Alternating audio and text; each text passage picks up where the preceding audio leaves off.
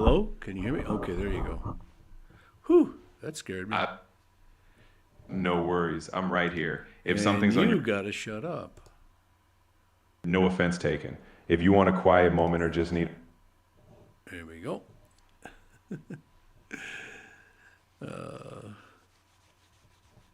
Glad nobody's here to hear that.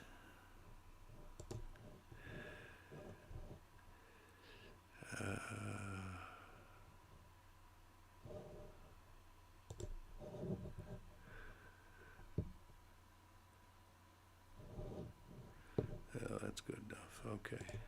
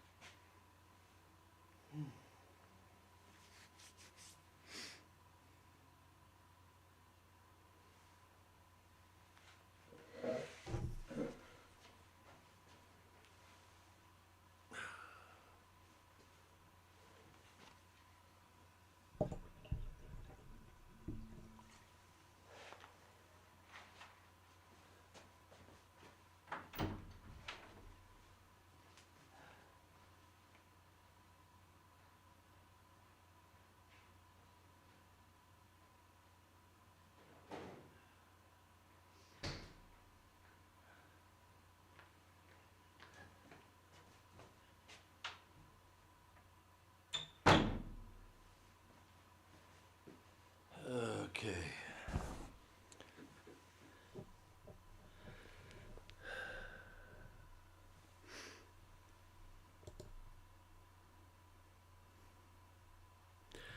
Okay.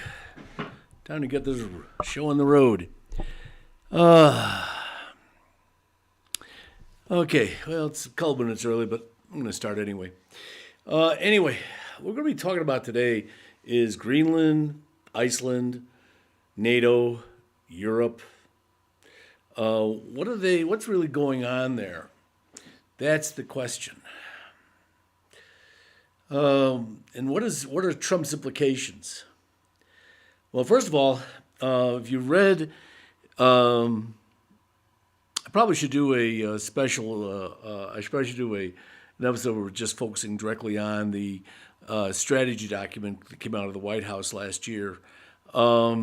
It's very much of a sharp left turn, or right turn, I guess would be better to put it at. From the George F. Kennan foreign policy structure that we've had since World War II.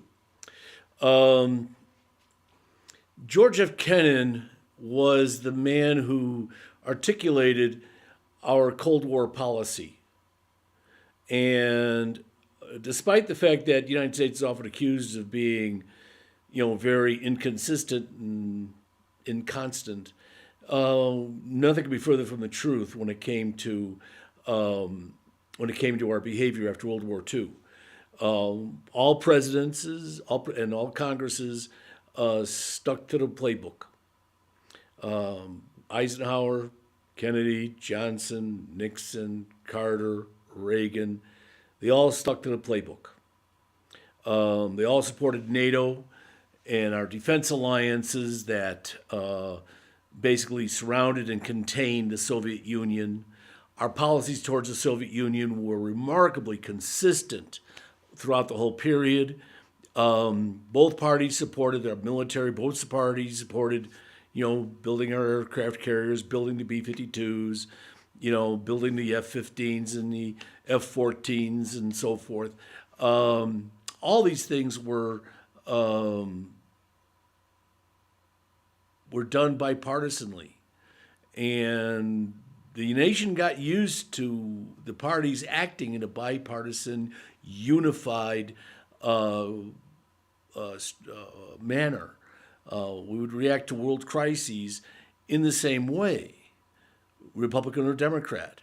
If there were differences, they were differences of flavor. They weren't differences of kind. So there might be some different differences by how we should react to a Israel, a crisis in Israel. How do we react to a crisis like in the Balkans or in Afghanistan? There were the differences were of degree, not of kind. There was no real strong differences. At the time, these small differences seemed big because they were differences. They were different. They had different ideas, but in reality, they weren't. They were very minor. Like for example, getting into Vietnam, that was done bipartisanly. When Johnson went in, they had Congress supported that action. When Bush went into Iraq, that Congress, both sides supported that action. It was not done by a single party or a single person even, and so and we're used to that world. Well, we're no longer in that world. The Republicans and Democrats are like far apart. They're not here, they're there. And, the Republicans now, they're operating under Project 2525 and, or Project 2025, sorry, not the 25th century, 2025. And if you read as I mentioned, if you read the strategy document put out by Trump, in it you'll see that he's really talking about abandoning or shifting our action, our alliances, and our focuses totally away from Europe and Eurasia totally, and focusing on the Western Hemisphere. We'll take the Western Hemisphere, you guys take the rest of it. And, basically it's kind of like trying to rebuild or recreate the 19th century. They mentioned the Monroe Doctrine as if the Monroe Doctrine was something that was operational still. It's crazy. But let's talk about, like this action on Greenland. What is that really about? Is it really about the resources? Doesn't seem so. There's no resource in Greenland that we can't get elsewhere on the open market. So that doesn't seem really to be the issue. No companies in the United States are banging on Trump's door. Get us Greenland. We need it. No company, not one company is doing that. Not one. So what's that all about? Well, it's about attacking and making the relationship between the United States and Europe untenable, making it very uncomfortable for the Europeans. And so I feel he's going to do something that will force their hand. Like instead of threatening putting troops in Greenland, actually trying to do it. That's pretty much what I think is, I think that's a distinct possibility. Now, will our military follow that? Will Congress, roll over and let them do that? Well, probably. The Republicans in Congress are pretty much in line with what he wants to do. They don't mind the United States, stepping back and stepping off of the world stage. Republicans never really wanted us to be on the world stage. Being on the world stage really is a progressive idea. United Nations, along with NATO, the IMF, the World Bank, these are all progressive ideas. They come from progressive philosophy, progressive thinking. And by progressive, I mean progressivism. That a philosophical construct that forms much of our governmental, much of our philosophy of government in the United States. So so he's talking about pulling back from that, and that security document basically says that. So him doing that is basically likely kill NATO. Now, what happens with NATO? Well, before I talk much about what could happen, let's talk about what NATO is to us as a country and to our military. First of all, when people think about the United States and its military, we think of this globally reaching military that can go anywhere and do anything, which it pretty much can. But how and why? But how can it do that? When we operate around the world, it's not our weapons that allow us to do that. Not at all. It's our logistics that allows us to put our weapons in those places and keep them there. So like when we put a carrier group, for instance, in the Eastern Mediterranean off of Turkey and Egypt and Israel, around that area, how can we do that? Right now, we can do that very easily because as our ships need fuel or need food or need to resupply, they just go back to their port in Naples, the home of our Sixth Fleet. They go back there, get resupplied, go have some pizza, come back out, no problem.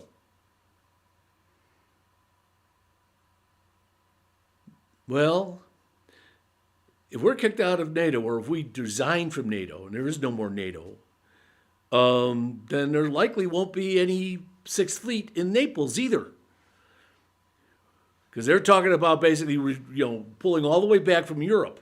So that means we have to send a fleet from, Norfolk, Virginia or someplace, send it over there.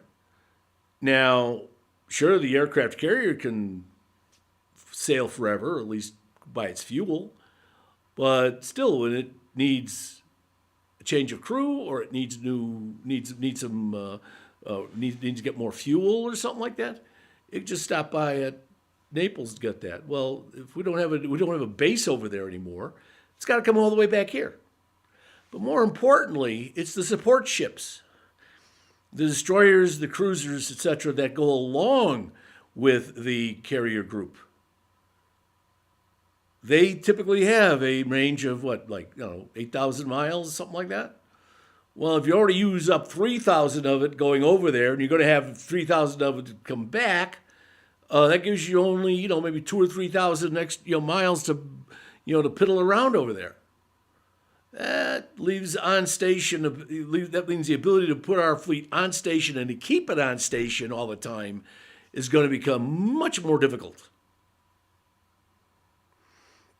We only have one base that's ours in the area, and it's kind of ours, and that's Diego Garcia out in the Indian Ocean. So we can, so instead of going all the way back to the United States, they can go down through the Suez Canal and, come out the other side and go to Diego Garcia and get resupplied, then go back. Not as useful as being right there in Naples.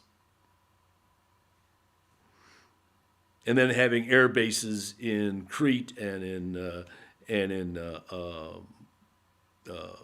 Cyprus and in Turkey. So we got lots of bases all over the place. We have 38 bases in Europe. 38, large and small. If NATO dies, are we going to keep all 38 of those? I don't see how. Maybe, but I don't see how. Maybe we will. I don't know. Each one of those bases then comes a little bit more under scrutiny, and our bases are not always totally completely welcomed by the people in those countries. They get irritated by having our bases there a little bit sometimes. So I suspect that with NATO goes, and with Trump acting like, if Trump continues acting like he does, they're not going to want American bases there. And so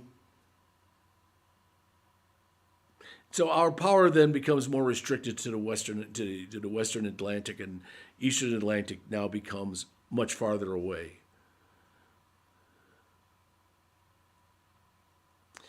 We begin returning to the way we were in the world, at least in the Atlantic Ocean, before World War II.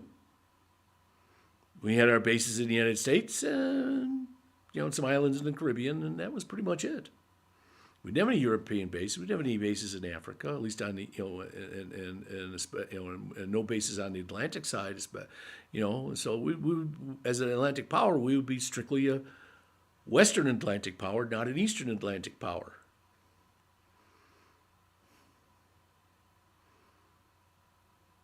So that would be a big monumental shift.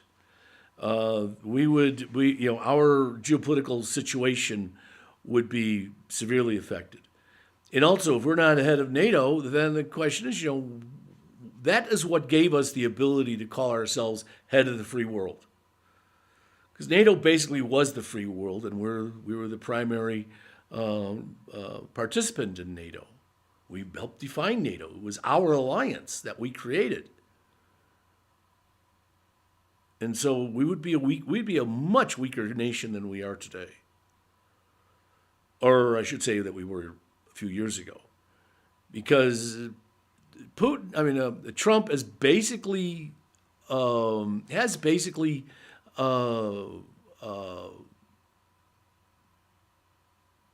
rid of NATO for all intents and purposes.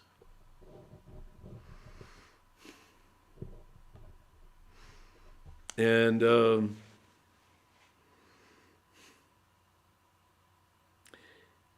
let me explain that a little bit. When I say he got rid of NATO, what it means is that basically he has refused to validate and verify Article 5. He basically says, if anything happens, well, maybe we will support, maybe we won't. Well, I'm sorry, Article 5 is not a maybe or an optional article. You're either going to or you're not going to support our allies. And if you're that wishy-washy about it, then other countries got to act like that's a no. And it's already the case. Germany, as I understand it, Germany gave the United States some intelligence last year, and as a test, actually. And it turned out that that information was forwarded on to Putin and the Russians. So guess who's not sharing much information with us anymore? Yeah, NATO. Why? They don't trust us. They don't trust Trump, and they don't trust our military. Don't forget, a lot of people in the military voted for Trump. So therefore, they're not going to trust our military. They feel that our military will betray them as much as Trump would betray them. Because our military and our president has no honor. Their word, Trump's word means nothing. Our military's word means nothing. We'll break international law, like killing, people drowning in the Caribbean. We just shoot them. We just kill them. That goes against not just the military law of UN. That goes against the law of the sea that goes back centuries upon centuries before it was even codified into written law. Killing somebody who is lost his boat because maybe because we blew it up, but lost his boat and is now just floating in the ocean, wanting to be rescued and fighting for his life. We kill those people now. Our Navy, our Coast Guard kill those people. So I mean, we've made murderers out of our soldiers, but they pulled the trigger, so they're going along with it. Our military is going along with it. Our military is not following the Constitution. They're not defending the Constitution. They're defending Trump, but not the Constitution. And now Trump is threatening to put the military in, take the military and deploy them on our streets, which, by the way, is against law, but that's beside the point. Laws don't mean anything to Trump. He's defied them and broken them before, and he's gotten nobody stopped him. No law, no Congress, nobody stopped him. The Democrats aren't doing anything to stop him. They're not even the Democratic leadership is not even participating in the protests. They're letting the protest, but they're not leading the protesters. They're not even saying "attaboy." They're not even applauding them. They're shutting up. Schumer's not saying anything about the protesters. Jeffries does a little bit, but not much. The Democratic Party is weak and moribund. Anyway, getting back to the NATO, I think that Trump is on the direction of ending NATO. It's already half there. It's our participation in it is suspended. I would put it in that form. I don't think it's a legal suspension, but I think it's a de facto suspension. And I do believe that Europe is prepared. They have a new program called SAFE. I forget what it means right now. It's an acronym, and it's about the financial arrangement between the countries of Europe, but also includes places like Iceland for financing, helping at its surface to finance the acquisition of weaponry, military weaponry. What made me take pause at that and think that SAFE has a more profound and bigger possibility is the fact that Iceland is part of it. Iceland is in NATO for only one damn reason, and that's geographically. It's right there in a smack dab in the middle of the Atlantic, and we need that to stage our patrol and reconnaissance of the northern Atlantic. So as Russian or one time Soviet Union ships would come down from Murmansk, come around and go down and get into the main Atlantic Ocean, either to the east or to the west of Iceland. So they go through the Iceland-UK gap or the Iceland-Greenland gap. And so that Iceland is needed for that. So why is Iceland unsafe? It has no army, it has no military. So why is it unsafe? My suspicion is that it's unsafe because what's safe now includes Canada, it includes all the NATO countries, it includes a few countries that aren't in NATO but are in the EU, like Ireland. And what I suspect it's there for is that when NATO truly dies, or they want to just turn away from NATO, they're going to just get together and over a weekend sign the appropriate signatures. And on Friday we have SAFE, and on Monday we have NATO 2.0. Probably still called SAFE, but it'll be the new European alliance sans the United States, and that's where I think that's going. I think that's a very real possibility. To me, that's the most obvious reason for SAFE. Why it includes all the countries of Europe. So I think that I think to me, my view of it, I think it feels very not just rational or logical, but like very obvious. At least to me, it feels obvious. But Trump is doing that. Trump is turning us away. He's profoundly altering our foreign policy, and Congress and the Democrats and the Republicans Democrats are allowing him to do it. The Republicans are encouraging him to do it.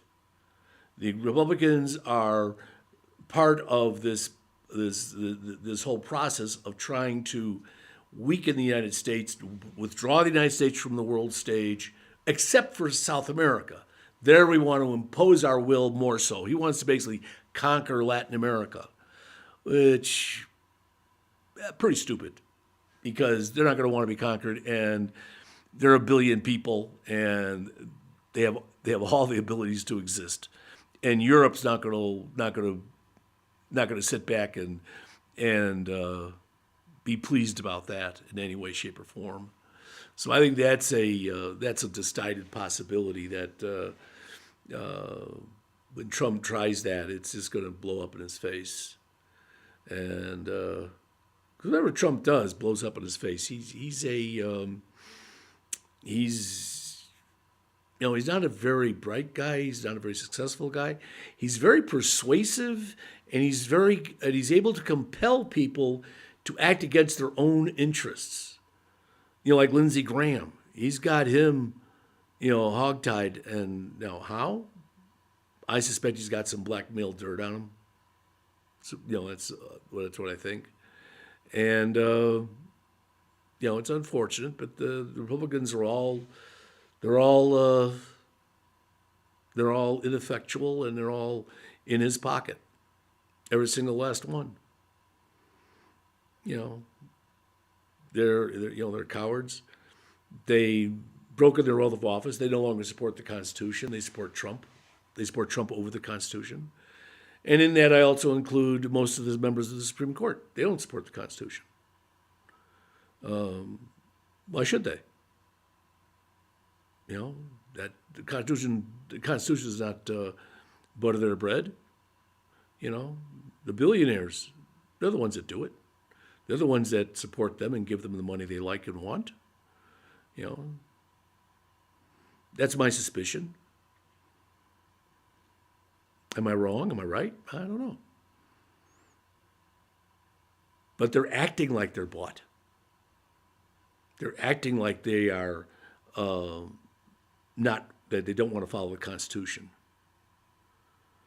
They're acting like they want to limit our rights. They want to destroy labor rights. They want to destroy states' rights because they want to have all the control in the presidency. They want to destroy Congress. They want to destroy the Supreme Court. Why? Well, that is what oligarchs and autocrats do. That's how they take power. They destroy the institutions that limit power.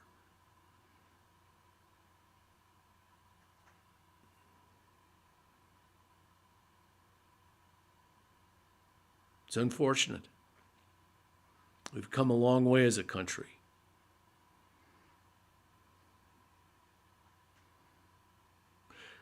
When the Constitution was ratified, I believe it was somebody asked Benjamin Franklin, what do we have now? What type of government? And as I recall, Benjamin Franklin, I might be paraphrasing this, or I hope I have it right, but Benjamin Franklin said something like, a republic, if you can keep it. Well, we've kept it now for going on 250 years. Not quite 250 years, but, long time. And we can be proud of that.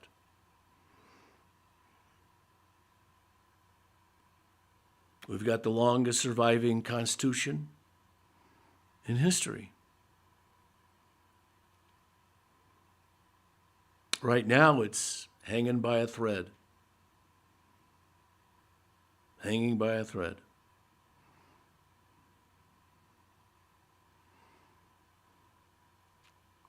Will we recover? I don't know. It depends upon what happens in November. I'm an optimistic person. I think there's going to be a realignment. I think there's going to be a huge rejection of the Republicans and of the Republican autocrats. I think that will happen, but I could be wrong. I've been wrong about so many things. I was wrong about Trump. I thought he couldn't get elected. I thought, how could someone that horrible be elected? How could so many people in the United States want that kind of man as their president? But they did. So I was wrong. So I could be wrong, So my analysis of a realignment and of a blue wave could be wrong. Even though the YouGov polls show that I might be right. As a matter of fact, those polls actually show a bigger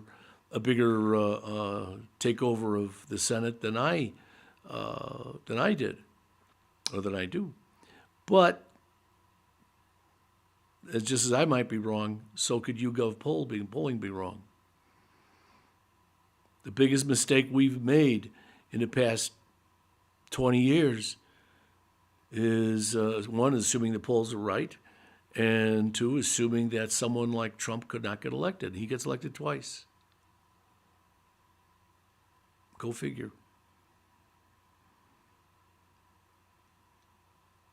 Anyway, I'm gonna let this go for now.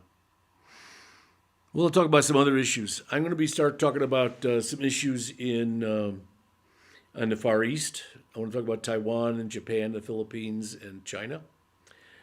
Also, what I want to do, because I know that there's been a lot of talk, a lot of people discussing progressivism, and this is something that I got heavily interested in last year, and I wrote a book on progressivism, which I felt was needed because all the books on progressivism that I saw, that I was able to find, all started when it was defined in the 1870s, 1880s. And even I, from what little I knew of history, knew that was wrong. Progressivism goes way back. So I have a book on progressivism covering its start roughly around the year 1600 and going to 1860. My second book, which I've not yet written, I will write it later this year. I'll be starting it in the not too distant future. The second book will cover it from 1860 to 1913. In 1913, that was when we passed an amendment to allow the income tax, and that was important because we were before that we lived off of things like tariffs and fees, and that was not the way a modern country could run, and it was hurting. And it was highly non-progressive. And by that we mean when a tax is non-progressive, that we mean that it hits the poorer people more than it hits the rich people. As a matter of tariffs barely touched people with money, and so the poor people were basically financing the government, and you cannot finance modern government that way. And so people back then knew that. And that's why that amendment was able to be passed.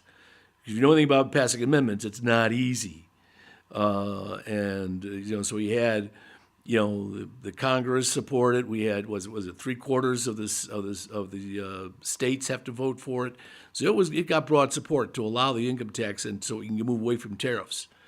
And of course, Trump wants to turn that around. He wants to get rid of the income tax. He wants to not tax the wealthy. He wants to put all the taxes on the poor and the lower middle class. And he wants them to become even poorer and screw them. That's what he wants. And we'll see what happens in November to see if he can maintain and achieve his goals. We'll see. Anyway, with that, I'm going to let everybody go. I'll see you next week, or not next week. I'll see you tomorrow. I'm sorry. I do this every evening, every weekday evening at 9:00 Central Time. So I hope come in and see me sometime. If you miss it, it's on YouTube. These episodes will be on YouTube if you miss it.